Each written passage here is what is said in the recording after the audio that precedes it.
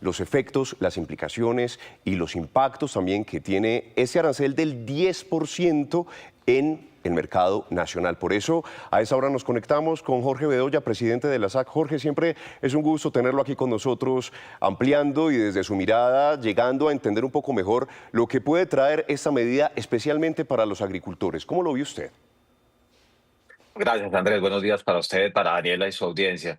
Pues mire, esto definitivamente es una muy mala noticia para la relación bilateral. En el caso del sector agropecuario, es bueno tener presente que para Estados Unidos exportamos más de 3.642 millones de dólares de productos, donde están nuestras flores, el banano, el café, el aguacatejas, la tilapia, la panela y muchos otros productos más. Y de eso se desprenden cientos de miles de puestos de trabajo que como consecuencia de esta medida, pues obviamente genera una enorme preocupación. Doctor Bedoya, para entrar un poco en materia, quisiera que nos explicara lo que implica este arancel o impuesto en materia de costos para los productores colombianos que tienen esta línea de productos que usted nos acaba de mencionar. En la práctica, ¿cómo ellos se ven afectados? Te lo voy a poner, Daniela, un ejemplo muy práctico que es el caso del aguacatejas. Este sector en los últimos 12 años ha venido creciendo impresionantemente al punto que hoy le exporta al mundo aproximadamente 300 millones de dólares en aguacatejas y genera más o menos unos 80.000 empleos directos. La mitad de ese aguacatejas, la meta este año, es que fuera al mercado de los Estados Unidos. Pero mire lo que contó inclusive Juan Camilo. Para el caso de México, que es nuestro principal competidor en los Estados Unidos, México no va a tener aranceles. Entonces, el aguacatejas colombiano, sus empresarios y sus trabajadores, pues van a quedar en vilo porque un mercado que le representa a usted la mitad de sus exportaciones, pues ahora va a quedar con una enorme desventaja con México porque nosotros sí vamos a pagar 10% de arancel. En el caso del café, muy difícil sustituir el mercado de Estados Unidos, independientemente que otros países como Vietnam vayan a tener un mayor arancel que el café colombiano. Pero es que Vietnam es el tercer proveedor de los Estados Unidos, mientras que Colombia está entre los dos primeros. Y en el caso de las flores tienen su principal mercado como los Estados Unidos y de este sector dependen 250.000 empleos directos, de los cuales la mayoría son mujeres. Imagínese usted cuando el 26 de enero se anunció esa guerra comercial por Twitter, Azocolflores fue muy claro en decir, para nosotros nuestro primer mercado es Estados Unidos, nuestro segundo es Estados Unidos y nuestro tercer mercado es Estados Unidos.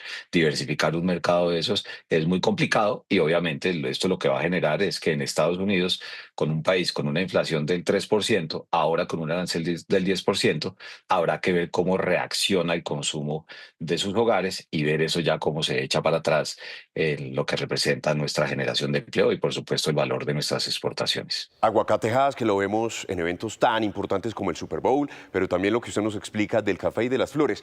Con los bananos, nuestros bananos, ¿qué puede llegar a pasar? Pues mire, en el caso del banano es una situación similar. Afortunadamente, la mayoría del banano colombiano va para otros mercados, especialmente el de la Unión Europea.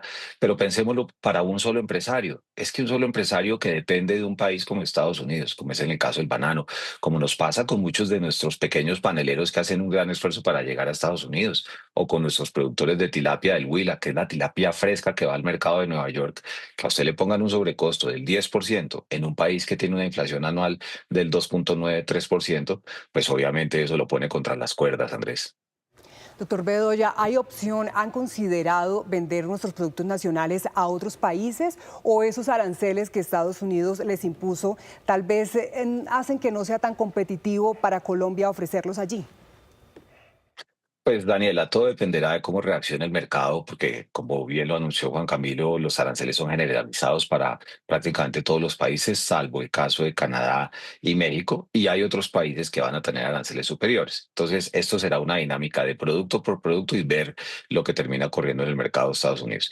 Y si entonces lo que toca hacer es buscar otros mercados, pues es que eso no es tan fácil. Usted no puede mandar las flores que normalmente se van en San Valentín o generalmente en todo a lo largo del año a Estados Unidos a ver dónde las va a colocar. Seguramente va a encontrar un mercado, pero eso no se hace de la noche a la mañana. Por eso cuando me preguntaron por el aguacate, son 12 años de esfuerzo de consolidar un mercado Y a pesar de todos estos esfuerzos, con los riesgos que supone un mayor sobrecosto para entrar a Estados Unidos, pues diversificar el mercado no se hace de la noche a la mañana. De duros esfuerzos de nuestros pequeños y medianos productores de aguacatejas, ¿cuál para usted es la reacción que debería tener Colombia frente a estas medidas del 10% de aranceles?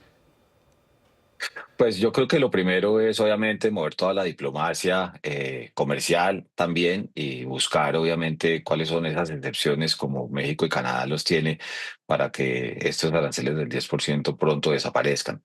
Segundo, no escalar la relación y la tensión comercial. Como lo decía Juan Camilo en su nota, el mismo secretario de Comercio de Estados Unidos dice, y no se vayan a poner a responder con aranceles porque esto va a ser peor.